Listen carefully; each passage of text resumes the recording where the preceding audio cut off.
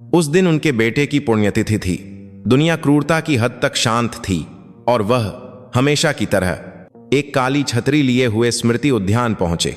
ऐसा लग रहा था जैसे दुनिया की सारी बारिश बस उस एक आदमी के कंधों पर बरस रही हो। लेकिन उस दिन उस जगह पर दो बच्चे खड़े थे। उनकी आंखें एक दूसरे से अलग थीं, पर अजीब तरह से उन आंखों में उनके जवानी के दिनों का अक्स दिखाई दे रहा था। तुम किसके बच्चे हो? यह हमारे पापा की समाधि है, हमारे पापा अर्जुन सिंह राठौर की। उस पल उनकी सांसें जैसे थम सी गईं। बेटे की पुण्यतिथि पर स्मृति उद्यान आए एक बड़े कॉरपोरेट घराने के चेयरमैन ने जब उन जुड़वां बच्चों को देखा तो वह एक अविश्वसनीय सच के सामने घुटनों पर बैठकर फूट फूट कर रो पड़े। असली कहानी, जिसे वह नहीं जानते थे, अब शुरू होने वाली थी। शुरू करने से पहले अगर आप सब्सक्राइब और लाइक करेंगे तो हम हर हफ्ते आपके लिए ऐसी ही दिल छू लेने वाली सच्ची कहानियां लाते रहेंगे। आज की कहानी शुरू होती है। मुंबई की मानसून की ठंडी बारिश काली छतरी पर दस्तक दे रही थी। अप्रैल का आखिरी हफ्ता।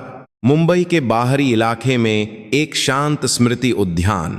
विक्रम सिंह राठौर ने अपना तह होने वाला चश्मा जेब में रखा और समाधि के पत्थर के सामने खड़े हो गए। अर्जुन सिंह राठौर 36 साल की उम्र में दुनिया छोड़ चुके उनके बेटे का नाम बारिश के पानी से भीगा हुआ था। 6 साल हो गए। उनकी आवाज बारिश के शोर में दब गई। राठौर इंडस्ट्रीज के मालिक, देश के 5 सबसे बड़े उद्योगपतियों में से एक। लेकिन यहां वह सिर्फ एक पिता थे जिसने अपना बेटा खो दिया था। हर साल उनका निजी सचिव प्रकाश जोशी उनकी जगह यहां आता था, लेकिन कुछ दिन पहले आए एक गुमनाम खत ने उन्हें खुद यहां आने पर मजबूर कर दिया था। उस कारखाने का सच, उस दिन का सच देखो। बस एक पंक्ति। भेजने वाले का या उसके इरादे का कुछ पता नहीं था। एक सहायक कारखाने में हुए धमाके में उनके बेटे की मौत को एक हादसा मानकर मामला बंद कर दिया गया था। उस दिन का सच, इसका क्या मतलब हो सकता है? मां, हम पिछले साल भी यहीं आए थे, है ना? एक बच्चे की आवाज सुनाई दी। विक्रम ने सिर घुमाया तो देखा कि समाधि के नीचे वाले रास्ते से एक औरत और 2 बच्चे ऊपर आ रहे हैं। उसी पल उनकी नजर उस औरत से मिली। मीरा शर्मा, 6 साल पहले बेटे के अंतिम संस्कार में देखी गई वही औरत जिसे उनका बेटा प्यार करता था, लेकिन जिसे उन्होंने कभी स्वीकार नहीं किया था। मीरा का चेहरा पल भर में सख्त हो गया। यह यकीनन एक अनपेक्षित मुलाकात थी। उसने जल्दी से बच्चों को दूसरे रास्ते पर ले जाने की कोशिश की। रिया, रोहन इस तरफ, लेकिन बहुत देर हो चुकी थी। समाधि तक बस कुछ ही कदमों की दूरी थी। इसे नजरअंदाज करके गुजर जाना नामुमकिन था। मां, क्यों? वो वहीं तो है। लगभग 5 साल के लड़के ने समाधि की ओर इशारा किया। छोटे छोटे गुलदाउदी फूलों का गुलदस्ता लिए हुए जुड़वां भाई बहन पहले ही उस ओर चल पड़े थे। मीरा रुक गई। उसने एक गहरी सांस ली और जैसे हार मानकर बच्चों के पीछे चल पड़ी। बारिश में भीगी हुई उसकी काली साड़ी भारी लग रही थी।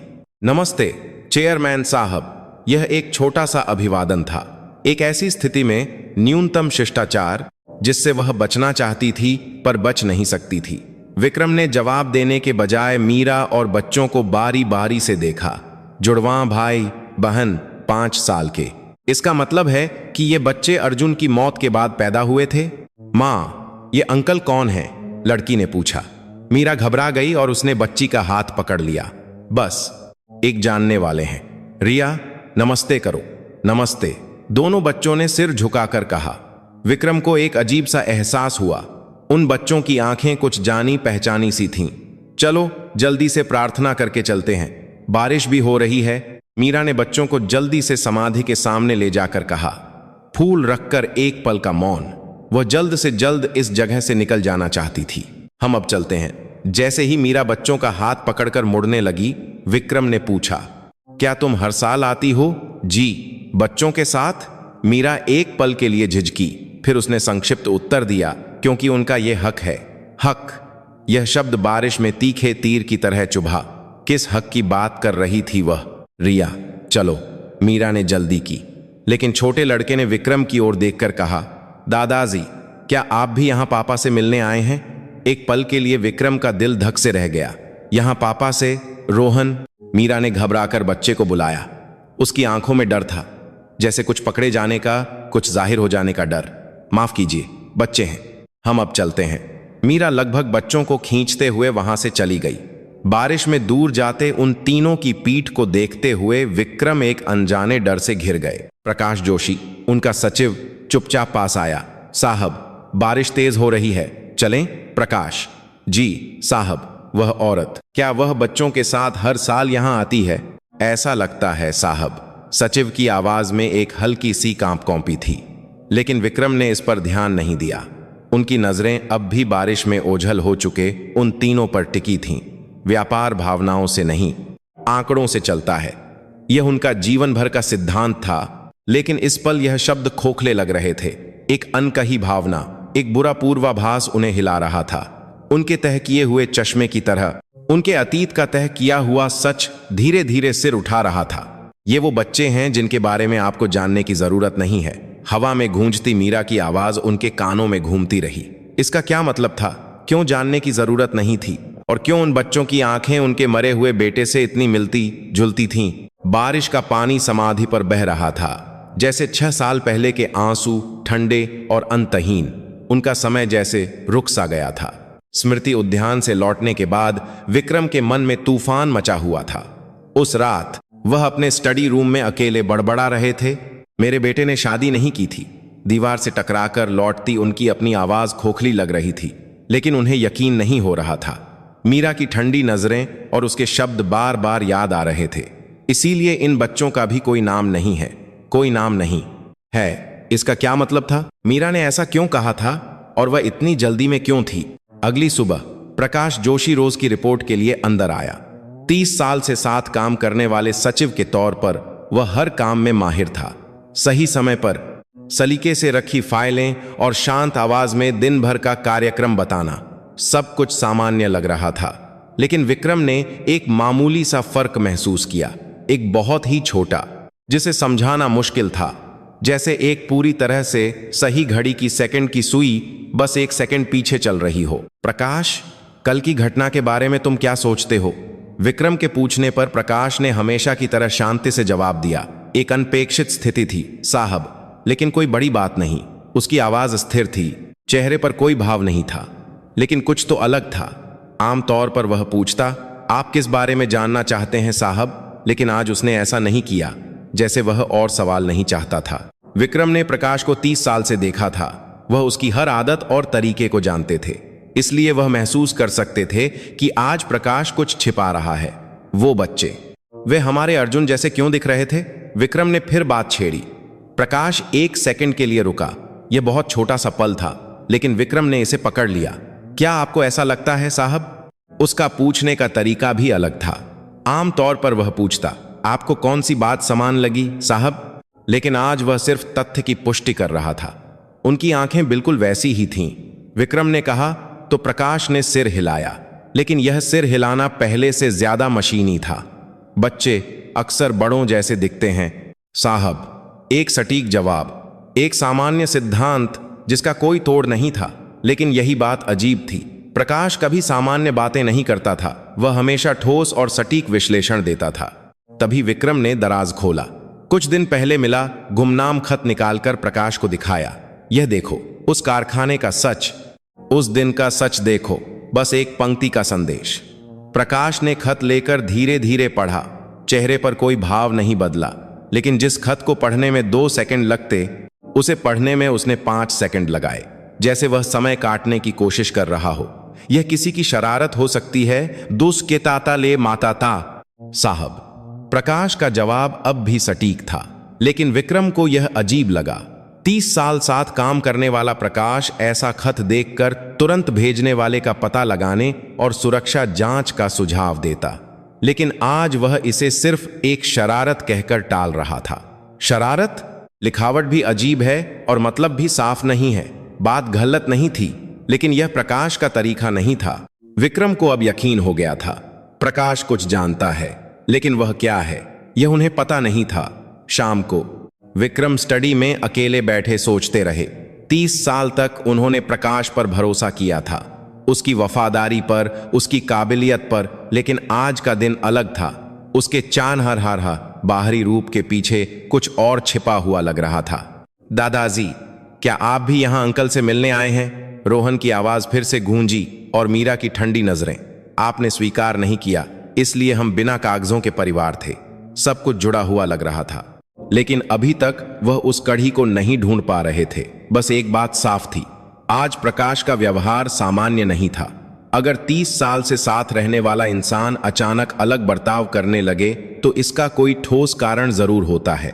रात गहरी हो गई पर नींद नहीं आई। विक्रम सोचते रहे, यह खत किसने भेजा, अभी क्यों, और प्रकाश ऐसा बर्ताव क्यों कर रहा है। तय किए हुए सच पर शक का साया गहराने लगा था। चलिए समय में पीछे चलते हैं।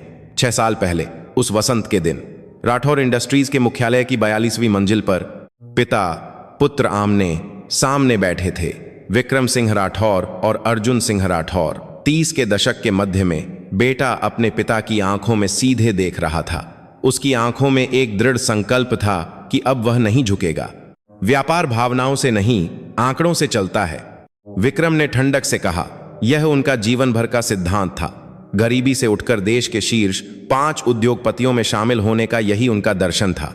लेकिन अर्जुन का जवाब अलग था। बिना इंसानों के आंकड़े सिर्फ एक धोखा है।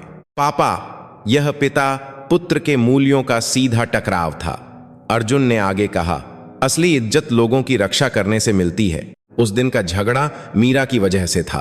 अर्जुन ने मीरा शर्मा से शादी करने की इजाजत मांगी थी, जिसे विक्रम ने ठुकरा दिया था।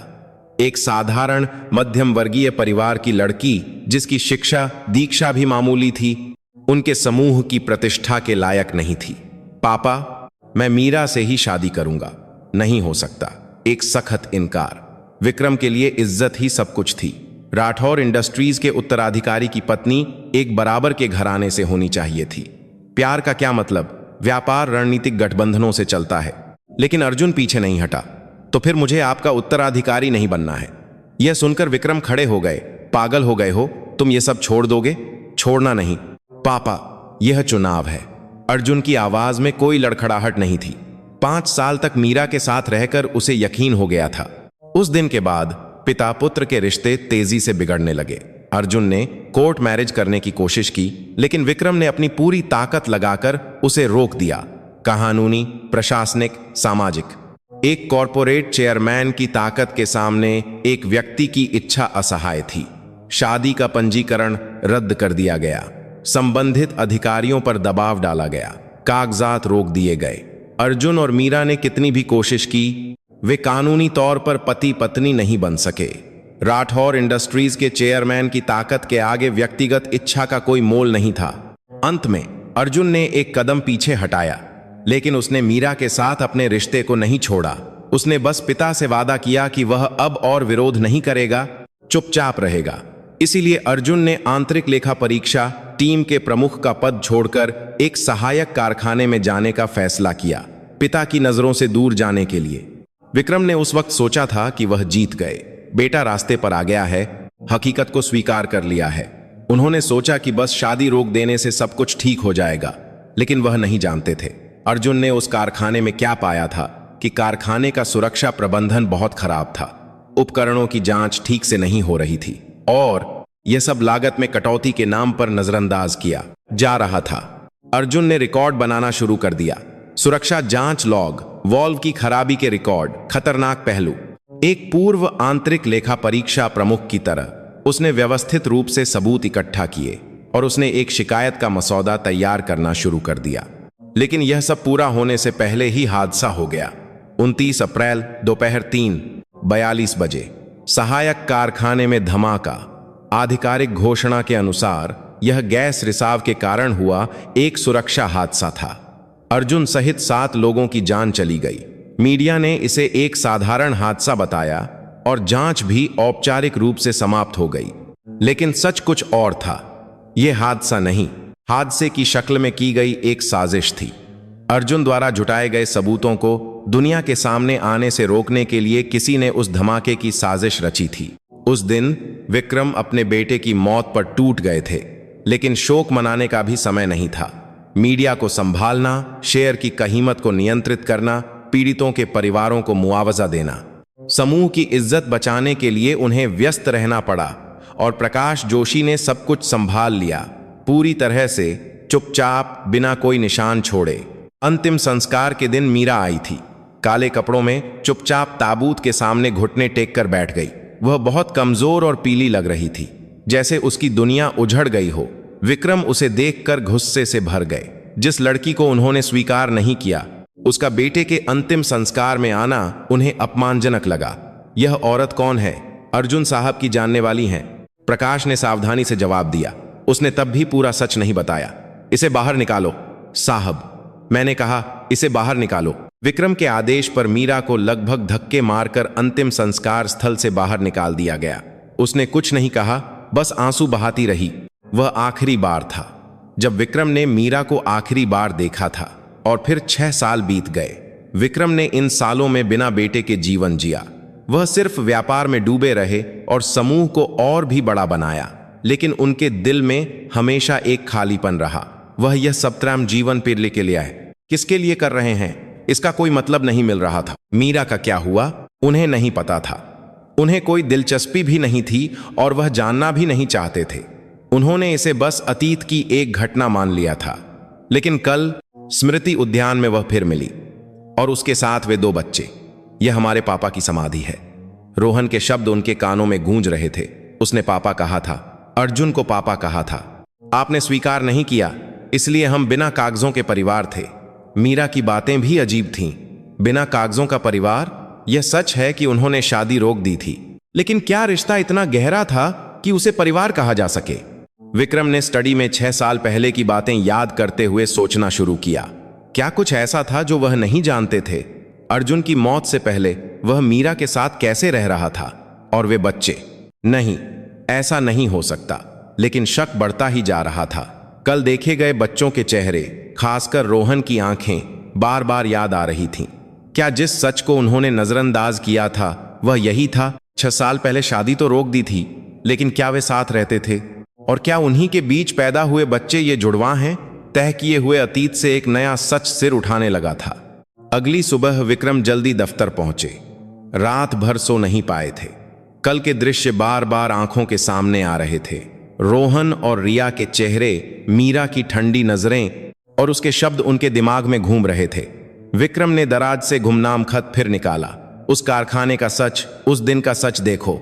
एक पंक्ति का संदेश, लेकिन कल की घटना से जोड़कर देखने पर इसका मतलब अलग लग रहा था।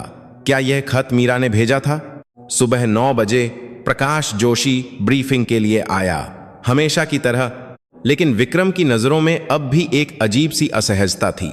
30 साल साथ रहने वाले व्यक्ति के बदलाव को छिपाया नहीं जा सकता था। उस रिपोर्ट को फिर से देखो, बस पुष्टि के लिए। जब विक्रम ने कहा तो प्रकाश का हाथ एक सेकंड के लिए रुक गया।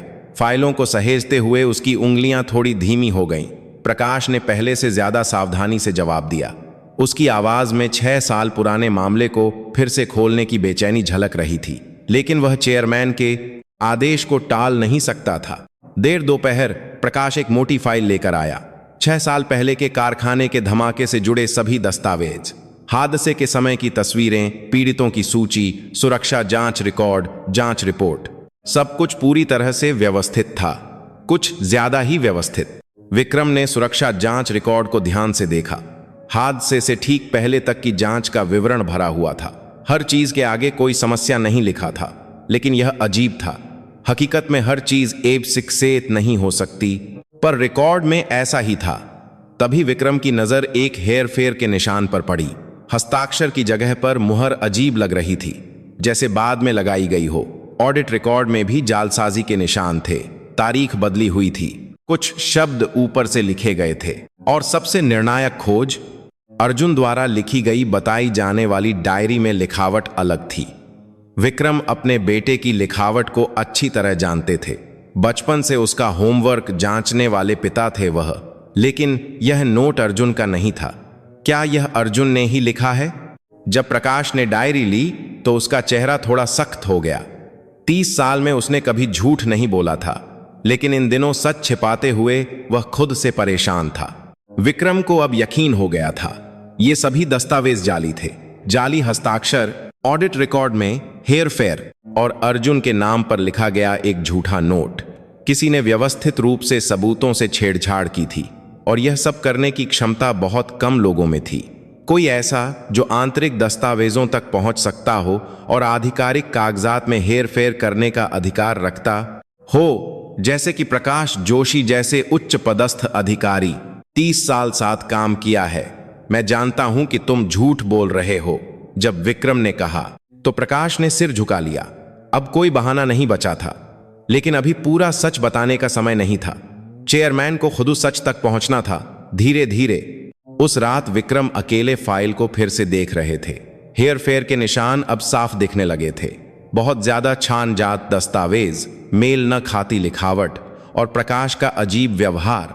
6 साल तक वह सोचते रहे कि सब कुछ सुलझ गया है, लेकिन हकीकत में कुछ व्यवस्थित रूप से छिपाया गया था और इस सब के केंद्र में प्रकाश था। गुमनाम खत फिर याद आया। उस कारखाने का सच, उस दिन का सच देखो। अब धीरे धीरे कुछ दिखने लगा था। छिपे हुए सच की एक रूपरेखा। अर्जुन की मौत सिर्फ एक हादसा नहीं थी और उस सच को किसी ने जानबूझकर छिपाया था। क्यों? यह सवाल उनके दिल की गहराइयों से गूंज रहा था। 6 साल तक वह एक झूठ पर जी रहे थे। 2 दिन बाद विक्रम ने एक फैसला किया। वह खुद मीरा से मिलेंगे। सिर्फ दस्तावेजों से बात नहीं बन रही थी। हेरफेर के निशान तो मिल गए थे, लेकिन सवाल अब भी बाकी थे। क्या वे दोनों बच्चे वाकई अर्जुन के थे? क्या मीरा ने ही गुमनाम खत भेजा था? प्रकाश ने पता ढूंढ निकाला था। मुंबई के बाहरी इलाके में एक छोटा सा अपार्टमेंट, एक साधारण सा मोहल्ला। राठौर इंडस्ट्रीज के चेयरमैन के लिए यह जगह बहुत मामूली थी, पर विक्रम को इसकी परवाह नहीं थी। दोपहर 3 बजे वह मीरा के घर के सामने पहुंचे। प्रकाश को कार में ही रुकने को कहा। यह बातचीत उन्हें अकेले ही करनी थी। दरवाजे की घंटी बजाने पर कुछ देर बाद मीरा ने दरवाजा खोला। उसके चेहरे पर हैरानी थी। यह यकीनन एक अनपेक्षित मुलाकात थी। क्या मैं अंदर आका सकता हूं? मीरा झिझकी। 6 साल बाद मुलाकात, वह भी उसके घर पर, लेकिन वह मना नहीं कर सकती थी। वे छोटे से लिविंग रूम में आमने सामने बैठ गए। मीरा ने चाय नहीं परोसी। इसका मतलब था कि वह स्वागत करने के मूड में नहीं थी। विक्रम भी समझ गए, यहां उनका स्वागत होने का कोई कारण नहीं था। बच्चे कहाँ हैं? स्कूल गए हैं। एक छोटा सा जवाब। मीरा की आवाज ठंडी थी। शायद 6 साल पहले अंतिम संस्कार से निकाले जाने की याद अब भी ताजा थी। विक्रम ने लिविंग रूम को देखा। सादा पर साफ सुथरा। दीवार पर बच्चों की तस्वीरें थीं। रोहन और रिया साथ में हंस रहे थे, लेकिन एक तस्वीर ने उनका ध्यान खींचा। अर्जुन और मीरा की साथ में ली गई तस्वीर। दोनों बहुत खुश दिख रहे थे। अर्जुन के चेहरे पर एक ऐसी चमक थी जो पिता ने कभी नहीं देखी थी। यह तस्वीर कब की है? 6 साल पहले, बच्चों के होने से पहले। मीरा का जवाब सपाट था, जैसे कुछ छिपाने को है ही नहीं। तभी विक्रम की नजर मेज पर रखी एक पुरानी घड़ी पर पड़ी। यह वही घड़ी थी जो अर्जुन पहनता था। पिता ने उसे कॉलेज ग्रेजुएशन पर तोहफे में दी थी। यह घड़ी अर्जुन की छोड़ी हुई है। मीरा ने घड़ी उठाई। पुरानी लग रही थी, पर संभाल कर रखी गई थी। घड़ी का केस खोलकर देखिए। मीरा के कहने पर विक्रम हैरान हुए। वह ऐसा क्यों कह रही थी? मीरा ने घड़ी का पिछला हिस्सा खोला। अंदर एक छोटा सा कागज मुड़ा हुआ था। अर्जुन की लिखावट में कुछ लिखा था। विक्रम ने कागज खोला तो वह चौंक गए। यह एक शिकायत का मसौदा था। सहायक कारखाने की सुरक्षा में लापरवाही, उपकरणों में खराबी, खतरनाक पहलू, सब कुछ विस्तार से लिखा था। यह वह सबूत है जो वह अपनी मौत से पहले इकट्ठा कर रहे थे। मीरा की आवाज में दुख था। वह जानते थे कि कारखाना खतरनाक है, इसीलिए वह शिकायत करने वाले थे। विक्रम के हाथ कांप रहे थे। क्या उनका बेटा सच में यह सब कर रहा था? और इसी वजह से, लेकिन उन्होंने इसे जमा क्यों नहीं किया? नहीं कर पाए। मीरा ने एक कड़वी मुस्कान के साथ कहा, आपके सचिव के दफ्तर ने रोक दिया था, यह कहकर कि आंतरिक शिकायत से कंपनी को नुकसान होगा। प्रकाश का चेहरा याद आया। क्या उसने यह सब भी रोका था? उस घड़ी में उनका दिल है। मीरा ने घड़ी बंद करते हुए कहा, सच को सामने लाने की उनकी इच्छा। विक्रम के पास शब्द नहीं थे। अब जाकर उन्हें पता चला कि उनका बेटा मरने से पहले क्या करने की कोशिश कर रहा था और उसे किसने रोका था। आप शायद नहीं जानते होंगे चेयरमैन साहब, लेकिन अर्जुन आखिरी दम तक सही काम करना चाहते थे। मीरा की बात उनके दिल में चुभ गई।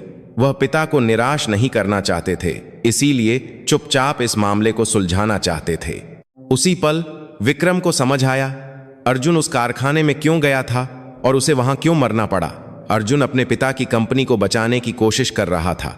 खराब सुरक्षा प्रबंधन के कारण कोई बड़ा हादसा न हो जाए, कंपनी को कोई बड़ा नुकसान न हो जाए, इसीलिए वह चुपचाप अंदर से समस्या को हल करना चाहता था। लेकिन उसकी यह नेक नीयत ही उसकी मौत का कारण बन गई।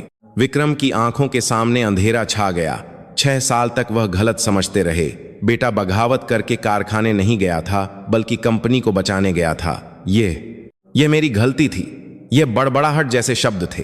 अगर सचिव के दफ्तर ने शिकायत रोकी थी तो इसका मतलब है कि उन्होंने ही रोकी थी।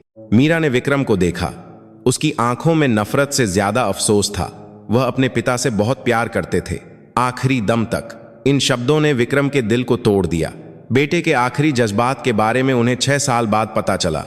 उनके तह किए हुए चश्मे की तरह तह किया हुआ सच एक एक करके खुल रहा था, और यह सच उम्मीद से कहीं ज्यादा दर्दनाक था। बाहर से बच्चों की आवाजें आईं।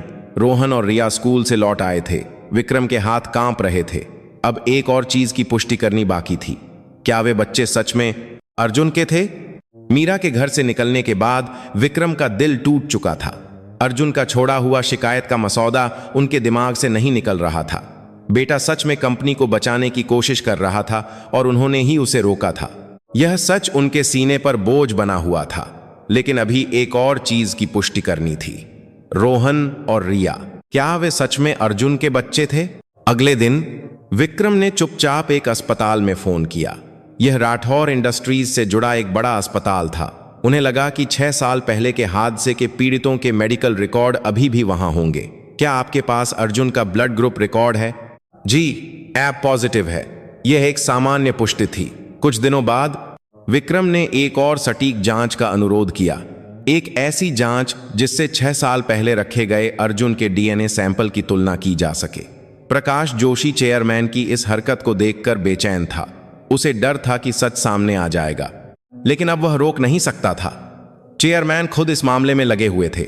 1 हफ्ते बाद जांच के नतीजे आ गए। विक्रम ने अस्पताल के निदेशक के कमरे में अकेले बैठकर वह रिपोर्ट ली। प्रकाश या कोई और साथ नहीं था। इस पल उन्हें अकेले रहना था। लिफाफा खोलते वक्त विक्रम के हाथ कांप रहे थे। रिपोर्ट में साफ साफ लिखा था, पितृत्व की संभावना 99%। यह वैज्ञानिक रूप से साबित हो गया था कि रोहन और रिया अर्जुन के ही बच्चे थे। विक्रम कुर्सी पर धड़ाम से बैठ गए। शक तो था, लेकिन पुष्टि होने पर एक अलग तरह का झटका लगा। वे बच्चे सच में उनके पोता पोती थे। 6 साल तक वह अनजान रहे। उनका अपना खून दुनिया में आया और उन्हें उनके अस्तित्व का भी पता नहीं था। शादी तो रोक दी थी, लेकिन अर्जुन और मीरा साथ रहते थे और उन्हीं के बीच जुड़वां बच्चे पैदा हुए थे।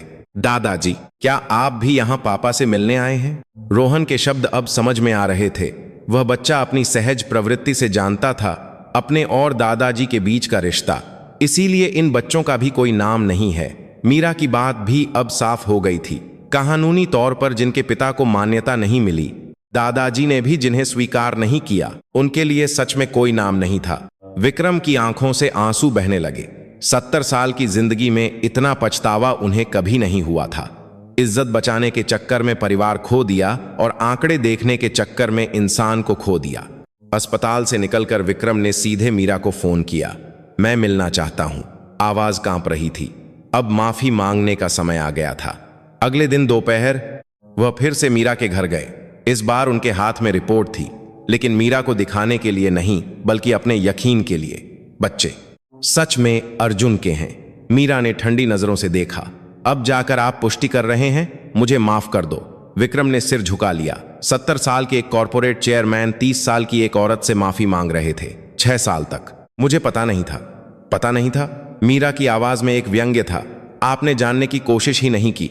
आपको कोई दिलचस्पी ही नहीं थी। यह सच था। विक्रम को मीरा और बच्चों में कोई दिलचस्पी नहीं थी। वह उन्हें बस अतीत का एक गलत रिश्ता समझते थे। सिर्फ खून से परिवार नहीं बनता, दिल भी चाहिए होता है। मीरा की बात उनके दिल में चुभ गई। तभी दरवाजा खुला। रोहन और रिया स्कूल से लौट आए थे।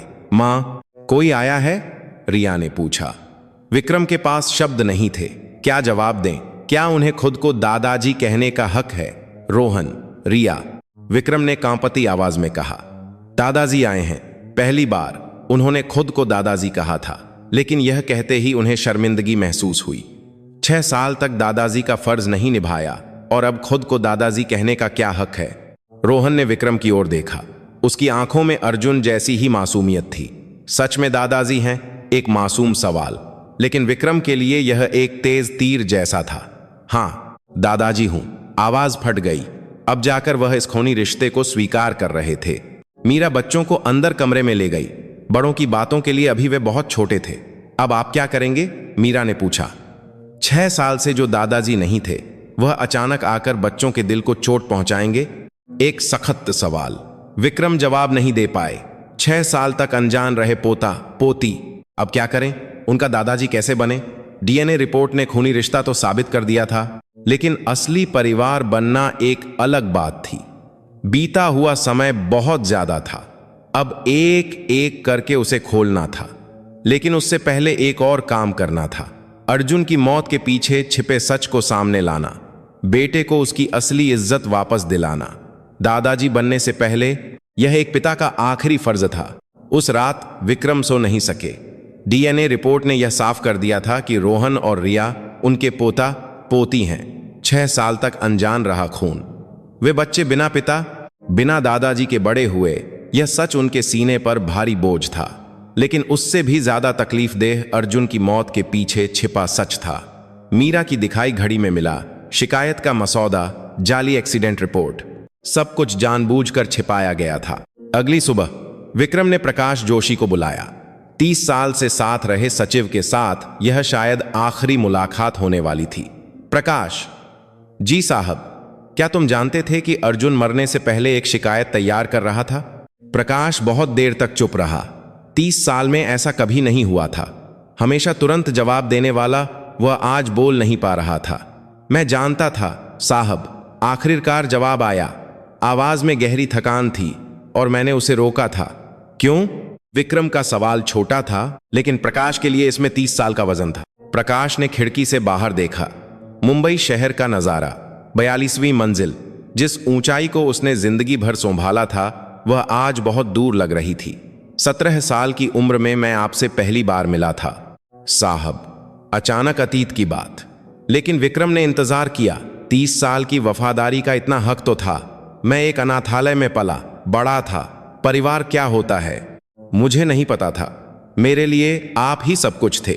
प्रकाश की आवाज कांप रही थी। पढ़ाई, नौकरी, शादी, सब कुछ आपने ही संभाला।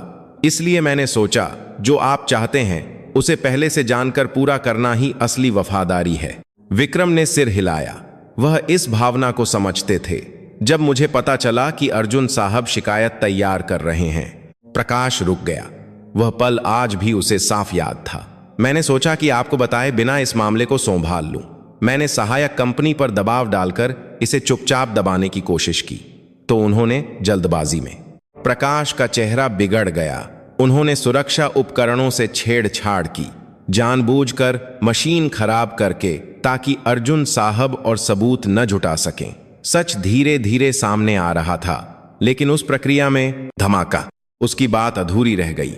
30 साल से सीने में दबे अपराध बोध के फटने का यह पल था। विक्रम ने एक गहरी सांस ली। तो तुमने मेरे बेटे को मारा है। मुझे माफ कर दीजिए साहब। माफ कर दूं? विक्रम की आवाज कांप रही थी। 30 साल तक मेरे साथ रहकर क्या तुम नहीं जानते थे कि मैं अर्जुन से कितना प्यार करता था? प्रकाश सिर नहीं उठा सका। मैंने सोचा कि आपकी इज्जत ज्यादा जरूरी है। इज्जत? जी, अर्जुन साहब से ज्यादा राठौर इंडस्ट्रीज का नाम बड़ा है। झूठ से बचाई गई वफादारी मालिक को बदनाम करती है। प्रकाश ने कांपती आवाज में कहा, अब मुझे समझ आया है। सच को आपके सामने लाना ही असली वफादारी थी। विक्रम ने प्रकाश को देखा। 30 साल का साथी इस तरह टूट रहा था। यह देखकर दुख हुआ, लेकिन गुस्सा भी था। वफादारी कहा तुमने? जी, वफादारी एक बहाना था। विक्रम उठकर खिड़की के पास गए। मैंने तुम्हें अपने पाप सौंपे थे। मेरी इज्जत की परवाह करने वाली मेरी छवि देखकर तुमने किसी की जान ले ली। यह आत्मग्लानि की आवाज थी। उस इज्जत ने एक इंसान को मार डाला। एक सन्नाटा छा गया, जैसे 30 साल का भरोसा टूटने की आवाज हो। प्रकाश ने धीरे से कहा, मैं खुद को पुलिस के हवाले कर दूंगा। खुद को? मैं सब कुछ पुलिस को बता दूंगा। अपनी गलती दुनिया को बता दूंगा। विक्रम मुड़े। प्रकाश के चेहरे पर 30 साल में पहली बार एक शांति थी। अब जाकर मुझे समझ आया है कि असली वफादारी क्या होती है। उस दोपहर प्रकाश ने अपना सामान समेटा। 30 साल से इस्तेमाल किए गए सचिव के दफ्तर को साफ करने का यह आखिरी समय था। विक्रम दूर से यह सब देख रहे थे। गुस्से और दया का एक मिला जुला भाव था। एक विकृत वफादारी ने यह त्रासदी रची थी, लेकिन उस विकृति को बनाने वाले वह खुद थे। इज्जत और दिखावे को ही सब कुछ मानने वाले उनके मूल्यों ने ही आखिरकार सबसे कीमती चीज छीन ली थी। तय किया हुआ सच अब पूरी तरह खुल चुका था और इसका वजन उम्मीद से कहीं ज्यादा था। अगले दिन प्रकाश जोशी चेयरमैन के दफ्तर में आखिरी रिपोर्ट लेकर आया। यह एक ऐसा दस्तावेज था जिसमें 6 साल से छिपाया गया हर सच था। यह उसके द्वारा की गई जालसाजी की पूरी प्रक्रिया का विस्तृत रिकॉर्ड था। अब कुछ भी छिपाने का कारण नहीं था। विक्रम ने वह रिपोर्ट ली और धीरे धीरे पढ़ने लगे। हर पन्ने के साथ उनका चेहरा सख्त होता गया। यह उनकी कल्पना से कहीं ज्यादा व्यवस्थित और चालाकी से की गई जालसाजी थी। हादसे वाले दिन शाम 4 बजे पहली रिपोर्ट आने के तुरंत बाद से ही प्रकाश का काम शुरू हो गया था। घटनास्थल पर नियंत्रण, मीडिया को रोकना, जांच एजेंसियों से सहयोग का अनुरोध, सब कुछ एक मैनुअल की तरह किया गया। और उस रात 11 बजे अर्जुन के निजी लॉकर से शिकायत का मसौदा और सबूत के दस्तावेज निकाल लिए गए। प्रकाश खुद वहां जाकर उन्हें लाया था, चेयरमैन को बताए बिना। सबूत मिटाने का काम और भी ज्यादा चालाकी से किया गया था। सर्वर लॉग डिलीट करना, ईमेल का बैकअप लेना, संबंधित दस्तावेजों को व्यवस्थित रूप से हटाना। 6 साल बाद भी निशान ढूंढना मुश्किल हो, इतनी बात अता से। लेकिन सबसे चौंकाने वाली बात कुछ और थी। एक ईमेल का टाइम स्टैंप। हादसे से 30 मिनट पहले प्रकाश ने सहायक कंपनी के मैनेजर को एक ईमेल भेजा था। इसे तुरंत संभालो, वक्त नहीं है। सिर्फ एक पंक्ति, लेकिन इसका मतलब साफ था। विक्रम के हाथ कांप रहे थे। 30 मिनट पहले भेजा गया ईमेल, इसका मतलब था कि हादसा अचानक नहीं हुआ था। यह ईमेल, जी मैंने ही भेजा था, प्रकाश ने शांति से जवाब दिया। अब वह सब कुछ स्वीकार करने के लिए तैयार था। 30 मिनट पहले मुझे खबर मिली कि अर्जुन साहब उस दोपहर शिकायत को अंतिम रूप देने वाले हैं। अब और इंतजार नहीं किया जा सकता था। सच पूरी तरह सामने आ रहा था। इसीलिए तुमने जल्दबाजी में संभालने का आदेश दिया। जी, लेकिन प्रकाश की आवाज कांप रही थी। मुझे नहीं पता था कि धमाका हो जाएगा। मैं तो बस मशीन खराब करके कारखाने को अस्थायी रूप से बंद करवाना चाहता था। नतीजा तो वही हुआ।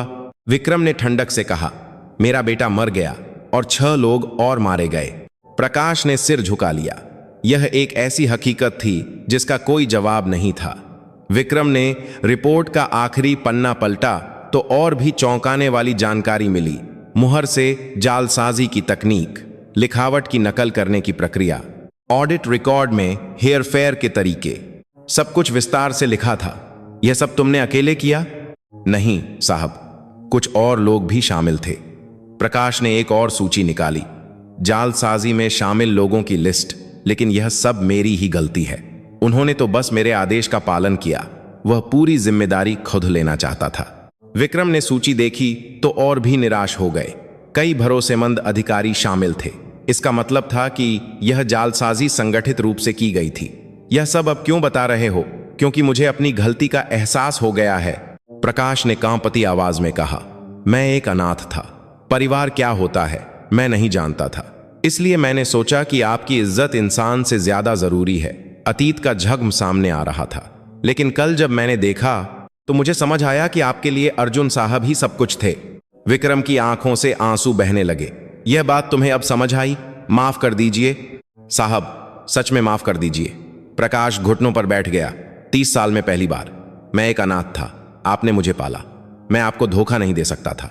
यह एक चीख थी, जिंदगी भर के एहसान और अपराध बोध का मिला जुला चीख। लेकिन विक्रम और नहीं सुन सकते थे।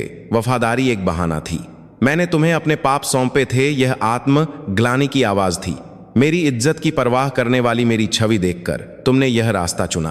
प्रकाश ने सिर उठाया। नहीं साहब, यह मेरा चुनाव था। नहीं, विक्रम ने सख्ती से कहा। यह माहौल मैंने बनाया था। मैंने तुम्हें ऐसा बनाया। दोनों ही टूट चुके थे। 30 साल का भरोसा पल भर में बिखर गया था। उस दोपहर प्रकाश जोशी ने खुद पुलिस स्टेशन जाकर आत्मसमर्पण कर दिया। सारे सबूत लेकर उसने पूरी तरह से अपना जुर्म कबूल कर लिया। 30 साल की वफादारी का अंत जेल में हुआ। विक्रम यह खबर सुनकर और भी टूट गए। गुस्से से ज्यादा एक खालीपन था। जिस इज्जत के पीछे वह भागे, उसने ही उनके सबसे करीबी इंसान को अपराधी बना दिया था। दफ्तर में अकेले बैठकर विक्रम सोचने लगे, अर्जुन की मौत, प्रकाश का पतन और 6 साल तक अनजान रहे पोता पोती, सब कुछ उनके गलत मूल्यों का नतीजा था। इज्जत बचाने के चक्कर में परिवार खो दिया और वफादारी के नाम पर अपराध को जन्म दिया। अब बस एक ही रास्ता बचा था, सच को दुनिया के सामने लाना और सही तरीके से प्रायश्चित करना। अब छिपाने के लिए कुछ नहीं था, नहीं बचाने के लिए कोई इज्जत, सिर्फ इंसान बचे थे। प्रकाश के आत्मसमर्पण के अगले दिन विक्रम फिर से मीरा के पास गए। अब उन्हें सारा सच पता चल चुका था। अर्जुन क्यों मरा, किसने उसकी मौत की साजिश रची, लेकिन एक बात की पुष्टि अभी भी नहीं हुई थी। वह गुमनाम खत किसने भेजा था। जब वह मीरा के घर पहुंचे तो ऐसा लगा जैसे वह इंतजार ही कर रही थी, जैसे उसे पता था कि यह दिन आएगा। अंदर आइए। इस बार उसने चाय परोसी। 6 साल में पहली बार शायद उसने प्रकाश के आत्मसमर्पण की खबर सुन ली थी। विक्रम ने सावधानी से पूछा, वह खत तुमने ही भेजा था, है ना? मीरा एक पल के लिए झिझकी, फिर उसने सिर हिलाया। जी। एक शांत स्वीकृति, जैसे अब छिपाने का कोई कारण नहीं था। अभी क्यों? विक्रम के सवाल पर मीरा ने एक गहरी सांस ली। रोहन ने पूछना शुरू कर दिया था अपने पापा के बारे में। यह बच्चों की बात थी। 6 साल का हो गया है तो उसे जिज्ञासा होने लगी थी। क्यों पापा की सिर्फ तस्वीर है, असली पापा क्यों नहीं है? क्यों दूसरे दोस्तों की तरह हमारे दादाजी नहीं हैं? मीरा की आवाज में दुख था। मुझे समझ नहीं आ रहा था कि क्या जवाब दूं। पापा एक अच्छे इंसान थे, लेकिन एक हादसे में उनकी मौत हो गई, बस इतना ही। विक्रम ने सिर झुका लिया।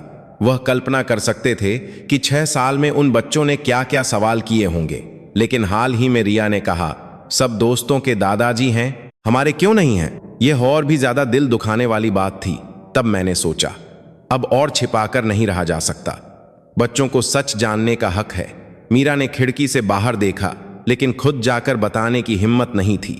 6 साल पहले की वह याद बहुत ताजा थी, अंतिम संस्कार से निकाले जाने की याद। इसीलिए मैंने खत भेजा ताकि आप खुद सच तक पहुंचें। मीरा की बात उनके दिल में चुभ गई। 6 साल तक अकेले उसने कितना बोझ उठाया होगा। विक्रम ने कांपती आवाज में कहा, मुझे माफ कर दो, सच में माफ कर दो। यह दिल से निकली माफी थी। 70 साल के एक कॉरपोरेट चेयरमैन की 30 साल की एक महिला से की गई एक सच्ची माफी।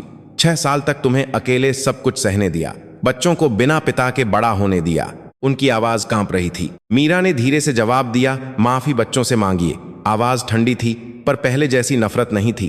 उन बच्चों ने 6 साल तक कितनी जिज्ञासा की, कितना अकेलापन महसूस किया। विक्रम ने सिर हिलाया।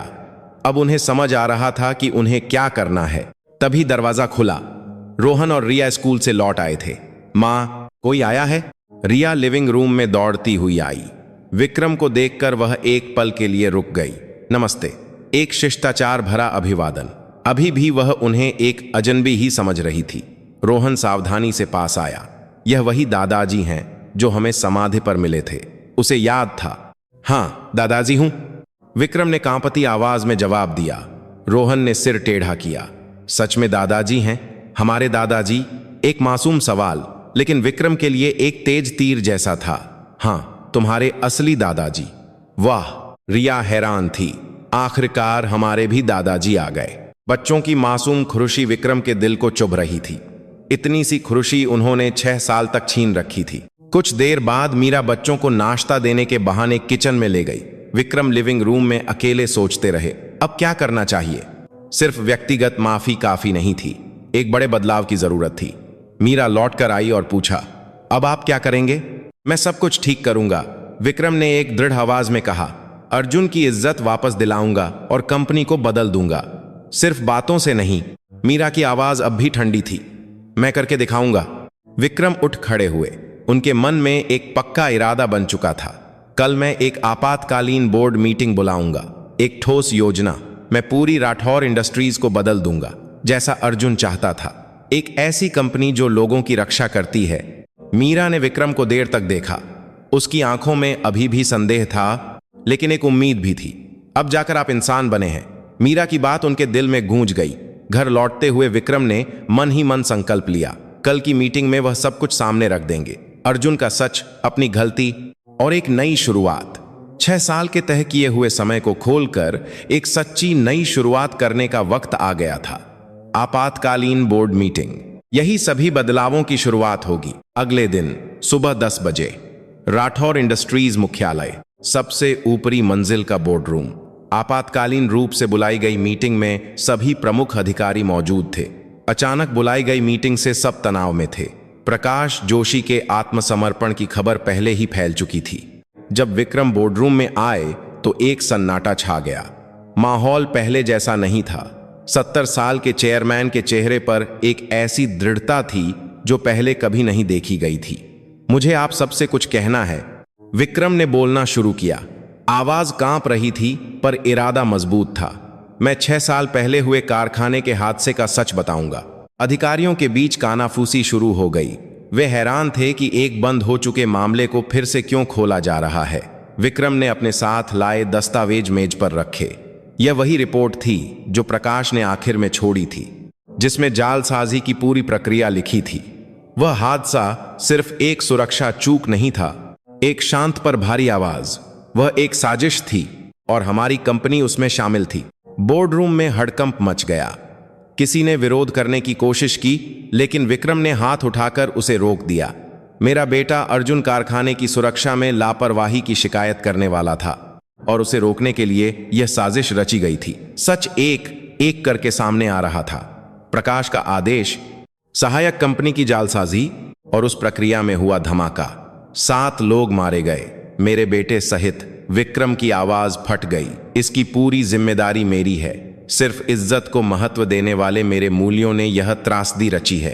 अधिकारी हैरान होकर एक दूसरे को देखने लगे। उन्होंने कभी ऐसा नहीं देखा था कि कोई चेयरमैन खुद अपनी कंपनी की गलती स्वीकार करे। चेयरमैन साहब, जरा शांत हो जाइए, एक अधिकारी ने कहना चाहा, लेकिन विक्रम ने सख्ती से बात जारी रखी। शांत होने का समय नहीं है। आज से राठौर इंडस्ट्रीज पूरी तरह से बदल जाएगी। एक ठोस योजना की घोषणा होने लगी। पहला, 6 साल पहले के हादसे के सभी पीड़ितों को उचित मुआवजा दिया जाएगा। मृतकों के परिवारों को जीवन भर आर्थिक सहायता और घायलों के इलाज का पूरा खर्च दिया जाएगा। दूसरा, सुरक्षा ऑडिट टीम को स्वतंत्र बनाया जाएगा। एक ऐसी टीम जो प्रबंधन की परवाह किए बिना सिर्फ सुरक्षा के लिए काम करेगी। तीसरा, व्हिसलब्लोअर सुरक्षा नीति बनाई जाएगी। कंपनी की गलती बताने वाले कर्मचारियों की रक्षा की जाएगी और उन्हें पुरस्कृत किया जाएगा। ये क्रांतिकारी बदलाव थे, राठौर इंडस्ट्रीज के काम करने के तरीके को पूरी तरह बदलने वाले। और आखिर में इन सभी सिद्धांतों को अर्जुन सिद्धांत कहा जाएगा। विक्रम की आवाज में एक कांप कौपी थी। मेरे बेटे के मूल्यों को हम कंपनी चलाने का मूल सिद्धांत बनाएंगे। एक ऐसी कंपनी जो नाम से नहीं बल्कि सीने से चलती है। एक ऐसी कंपनी जो लोगों की रक्षा करती है। बोर्ड रूम में एक लंबा सन्नाटा छा गया। राठौर इंडस्ट्रीज के 70 साल के इतिहास में ऐसी घोषणा कभी नहीं सुनी गई थी। चेयरमैन साहब, एक अधिकारी ने सावधानी से कहा, ऐसी घोषणा से शेयर की कीमत गिर सकती है। आपके प्रबंधन पर भी असर पड़ सकता है। कोई फर्क नहीं पड़ता, विक्रम ने दृढ़ता से जवाब दिया। शेयर की कीमत से ज्यादा जरूरी इंसान है, प्रबंधन से ज्यादा जरूरी सीनियर है। जीवन भर के मूल्य बदलने का यह पल था। जो लोग इससे सहमत नहीं हैं वे इस्तीफा दे सकते हैं, लेकिन मैं इसी रास्ते पर चलूंगा। उस दोपहर विक्रम ने एक प्रेस कॉन्फ्रेंस बुलाई। यह एक अभूतपूर्व घोषणा थी जिसमें वह खुद अपनी कंपनी की पिछली गलतियों को स्वीकार कर रहे थे। मीडिया उमड़ पड़ा। राठौर इंडस्ट्रीज का चेयरमैन खुद अपनी कंपनी की गलती मान रहा है। इस खबर ने तहलका मचा दिया था। मैं 6 साल पहले हुए कारखाने के हादसे के लिए माफी मांगता हूं, विक्रम ने सिर झुकाकर कहा। यह सिर्फ एक सुरक्षा चूक नहीं थी, यह एक ऐसा मामला था जिसमें हमारी कंपनी की साजिश शामिल थी। सच के साथ साथ सुधार के उपाय भी घोषित किए गए। पीड़ितों को पूरा मुआवजा, सुरक्षा ऑडिट की स्वतंत्रता, व्हिसलब्लोअर सुरक्षा, सब कुछ ठोस और तुरंत लागू करने योग्य योजनाएं थीं। राठौर इंडस्ट्रीज अब एक अलग कंपनी बनेगी। विक्रम की घोषणा पूरे देश में प्रसारित हुई। हम नाम की नहीं, इंसान की रक्षा करेंगे। प्रेस कॉन्फ्रेंस के बाद विक्रम सीधे मीरा के घर गए। वह दिखाना चाहते थे कि उन्होंने अपना वादा निभाया है। जब मीरा ने दरवाजा खोला तो उसकी आंखों में हैरानी थी। उसने जरूर खबर देखी होगी। आपने सच में यह कर दिखाया, मैंने वादा किया था, विक्रम ने जवाब दिया। अब जाकर आप इंसान बने हैं। मीरा की बात पर विक्रम ने सिर हिलाया। 70 साल की जिंदगी में अब जाकर उन्हें लगा कि वह असली इंसान बने हैं। रोहन और रिया दौड़ते हुए बाहर आए। दादाजी, इस बार यह एक स्वाभाविक पुकार थी, बिना किसी झिझक के। विक्रम घुटनों पर बैठकर बच्चों की आंखों के स्तर पर आए। दादाजी को देर हो गई है ना? कोई बात नहीं, रिया ने हंसते हुए कहा। अब तो आ गए ना? 6 साल का खालीपन भरने लगा था, देर से ही सही, पर एक नए परिवार के समय की शुरुआत हो रही थी। उस शाम न्यूज में राठौर इंडस्ट्रीज का बदलाव टॉप खबर थी। शेयर की कीमत थोड़ी देर के लिए गिरी, लेकिन बाजार में ज्यादातर सकारात्मक प्रतिक्रिया थी। एक सच्ची सुधार की उम्मीद के कारण बदलाव अभी शुरू हुआ था। लेकिन विक्रम को यकीन था, यही रास्ता सही है, यही अर्जुन चाहता था। एक ऐसी कंपनी जो नाम की नहीं, इंसान की रक्षा करती है। यही नई राठौर इंडस्ट्रीज का भविष्य था। प्रेस कॉन्फ्रेंस के 3 हफ्ते बाद राठौर इंडस्ट्रीज के चौंकाने वाले सुधारों ने पूरे समाज में हलचल मचा दी। मीडिया लगातार इस मामले पर रिपोर्टिंग कर रहा था और सीबीआई ने तुरंत जांच शुरू कर दी। 6 साल पुराने मामले का सच जैसे सामने आते ही रहा था, संबंधित लोगों से पूछताछ भी तेज हो गई। प्रकाश जोशी पहले ही गिरफ्तार हो चुका था। आत्मसमर्पण किए 1 महीना हो गया था, लेकिन उसे किसी से मिलने की इजाजत नहीं थी। जांच एजेंसियां सख्ती से पूछताछ कर रही थीं। एक दिन दोपहर विक्रम के पास एक खत आया। भेजने वाला प्रकाश जोशी था। जेल से भेजा गया खत 30 साल से साथ रहे सचिव का यह आखिरी संपर्क था। विक्रम ने सावधानी से लिफाफा खोला। प्रकाश की साफ लिखावट में लिखा एक खत था। चेयरमैन साहब को नमस्ते, बहुत समय बाद आपको लिख रहा हूं। यहां का जीवन उम्मीद से ज्यादा शांत है। ऐसा लगता है जैसे मैं अपने 30 साल पुराने असली रूप को ढूंढ रहा हूं। मैंने न्यूज में आपकी प्रेस कॉन्फ्रेंस देखी, मैं हैरान रह गया और खुश भी। मुझे लगा कि आखिरकार आप असली चेयरमैन बन गए हैं। मैं जेल में हूं, पर शायद यही मेरा घर है। 30 साल तक आपकी परछाई बनकर जीते हुए मैं अपना असली रूप खो चुका था। यहां आकर मैं पहली बार प्रकाश जोशी से मिल रहा हूं। साहब, मैं आपसे माफी मांगने के लिए नहीं कहूंगा। मैं जानता हूं कि मैं माफी के लायक नहीं हूं। बस एक बात कहना चाहता हूं, आपकी इज्जत ही मेरी अंतरात्मा थी और उसी ने एक इंसान को मार डाला। एक अनाथ के लिए आप पिता जैसे थे। इसीलिए मैंने सोचा कि आपको खुश करना ही मेरे जीवन का मकसद है। लेकिन मेरी यह भावना गलत दिशा में चली गई। मैंने गलती से यह मान लिया कि जो आप चाहते हैं उसे पहले से जानकर पूरा करना ही असली वफादारी है। लेकिन वह वफादारी नहीं, अहंकार था। मैंने सोचा कि मैं आपको आपसे ज्यादा जानता हूं। जब मुझे पता चला कि अर्जुन साहब शिकायत तैयार कर रहे हैं, तो मैंने बिना झिझक के उन्हें रोकने की कोशिश की। मैंने सोचा कि आपको चोट पहुंचेगी, कंपनी खतरे में पड़ जाएगी। लेकिन मैं गलत था। आपके लिए कंपनी से ज्यादा बेटा जरूरी था और इज्जत से ज्यादा परिवार। अगर मुझे यह पहले पता होता या बस एक बार पूछ लिया होता तो सब कुछ अलग होता। 30 साल आपके साथ रहकर भी मैं आपके असली दिल को नहीं समझ पाया। अब कुछ बदला नहीं जा सकता। लेकिन एक बात साफ है, जो आप कर रहे हैं वह सही है। वही रास्ता है जो अर्जुन साहब चाहते थे। मैं यहां अपने पापों का प्रायश्चित करते हुए जीऊंगा। आपकी इज्जत ने मेरे हाथों को चलाया था, लेकिन अब मैं अपने पैरों पर चलकर अपने पापों का सामना करूंगा। कृपया अपना ध्यान रखें और रोहन, रिया के लिए एक अच्छे दादाजी बने। वे बच्चे ही आपकी असली इज्जत होंगे। 30 सालों के लिए धन्यवाद। प्रकाश जोशी। खत पढ़कर विक्रम की आंखों से आंसू बहने लगे। 30 साल के साथी का यह आखिरी कबूलनामा था। एक ऐसा खत जो बता रहा था कि गलत वफादारी कितनी बड़ी त्रासदी ला सकती है और सच्चा संवाद कितना जरूरी है। विक्रम ने खत को फिर से पढ़ा। प्रकाश की सच्चाई महसूस हो रही थी। वफादारी विकृत थी, पर उसके पीछे एक सच्चा दिल था। उसे ऐसा बनाने वाला मैं ही था। यह बड़बड़ाहट थी। सिर्फ इज्जत को महत्व देने वाली उनकी छवि ने ही प्रकाश को उस चुनाव की ओर धकेला था। उस दोपहर विक्रम मीरा और बच्चों से मिले। हफ्ते में एक बार मिलना अब 1 महीने से आदत बन चुकी थी। बच्चे भी अब दादाजी के होने के आदी हो गए थे। दादाजी, क्या हुआ? रोहन ने विक्रम का चेहरा देखकर पूछा। बच्चों जैसी समझदारी से ज्यादा एक गहरी नजर। कुछ नहीं बेटा, दादाजी ठीक हैं, विक्रम ने मुस्कुराते हुए कहा। लेकिन मन ही मन वह सोच रहे थे। प्रकाश के खत से मिली सीख, संवाद का महत्व, असली दिल की बात साझा करने की कहीमत, 30 साल साथ रहकर भी एक दूसरे का दिल न समझ पाने की त्रासदी दोबारा नहीं होनी चाहिए। दादाजी, रिया पास आकर उनका हाथ पकड़ लिया। अब आप हमेशा हमारे साथ रहेंगे, है ना? एक मासूम सवाल, लेकिन विक्रम के लिए यह एक भारी वादा था। हाँ बेटा, दादाजी हमेशा साथ रहेंगे, पक्का वादा। पक्का वादा। विक्रम ने अपनी छोटी उंगली आगे बढ़ाई। बच्चों के साथ एक छोटा सा वादा, पर इसका वजन बहुत बड़ा था। उस रात विक्रम ने प्रकाश का खत फिर से निकाला और अर्जुन की छोड़ी हुई घड़ी भी साथ रखी।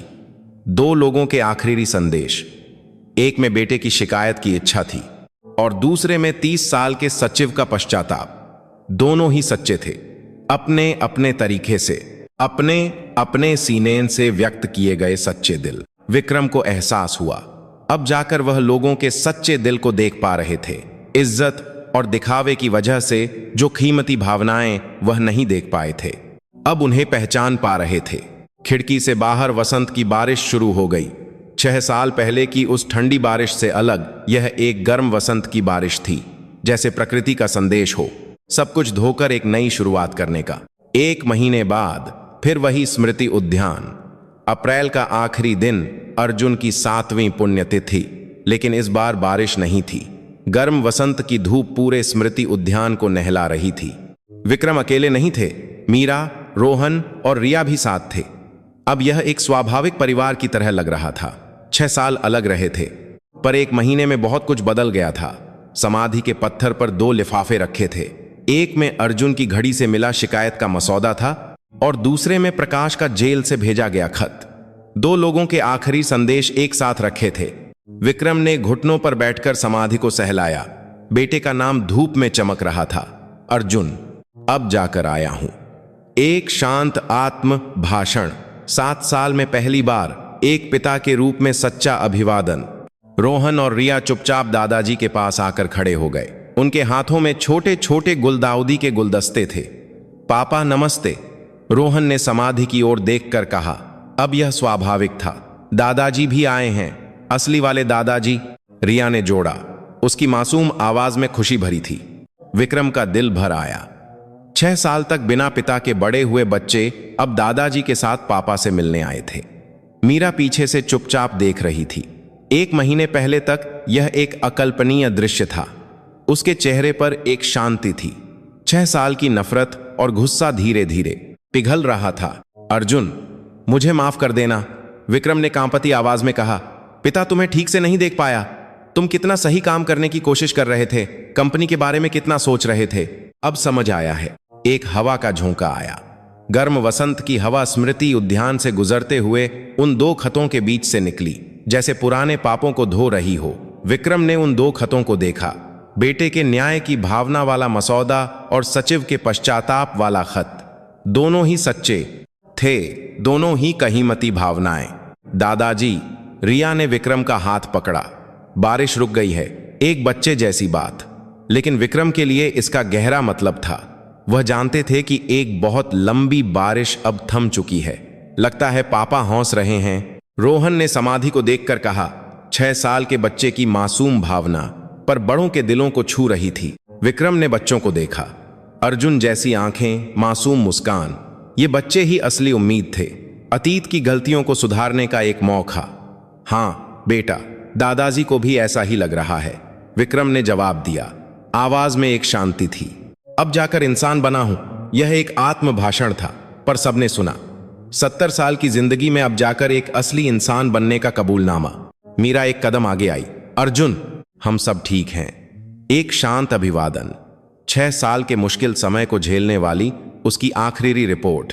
बच्चे भी स्वस्थ हैं और अब उनके दादाजी भी हैं। इस बात पर विक्रम ने सिर हिलाया। अब जाकर वे एक असली परिवार बने थे।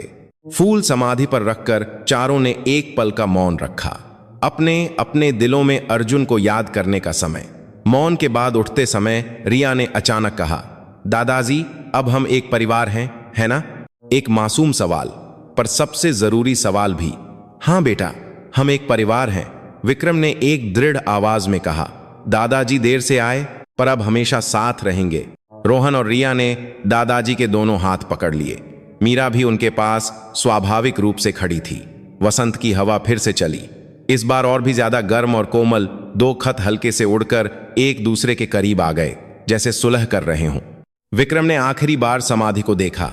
अर्जुन, मैं तुम्हारी चाही हुई कंपनी बना रहा हूं, लोगों की रक्षा करने वाली कंपनी। यह एक वादा था, बेटे को दिया गया पिता का आखिरी वादा। चारों स्मृति उद्यान से निकलते हुए वसंत की धूप और भी गर्म हो गई। एक नया मौसम शुरू हो रहा था। 6 साल के तय किए हुए समय अब खुल चुके थे। अब एक नई शुरुआत थी, एक असली परिवार के रूप में, एक असली इंसान के रूप में जीने का समय। वे 2 खत अब भी समाधि पर रखे थे, वसंत की हवा में हिलते हुए भी उड़े नहीं, जैसे उस जगह की रक्षा कर रहे हों, पुराने वादों को साबित कर रहे हों। बेटे का न्यायपूर्ण दिल और सचिव का पश्चाताप एक साथ उस जगह पर थे, और उस पर गर्म वसंत की धूप पड़ रही थी, जैसे सब कुछ माफ करके सब कुछ नया शुरू करने का प्रकृति का आशीर्वाद हो। 70 साल जिए एक आदमी ने आखिरकार क्या पाया? इज्जत नहीं, ताकत नहीं, पैसा नहीं। उसने पाया इंसान को, सबसे कीमती इंसानों की रक्षा करना, उनके साथ सच्चे दिल से मिलना। यही असली इज्जत थी। देर हो चुकी थी, पर अब भी शुरुआत की जा सकती थी। एक पिता के रूप में, एक दादाजी के रूप में और एक इंसान के रूप में। वे 2 खत वसंत की हवा में धीरे धीरे हिल रहे थे। अतीत के दर्द और वर्तमान की माफी के साथ उस जगह पर एक नई कहानी शुरू हो रही थी, क्योंकि असली इज्जत लोगों की रक्षा करने से ही मिलती है। सब्सक्राइब और लाइक करना एक बेहतर कहानी बनाने में बड़ी ताकत देता है। और आप यह कहां से देख रहे हैं, कमेंट में जरूर बताएं। आज देखने के लिए आपका बहुत बहुत धन्यवाद।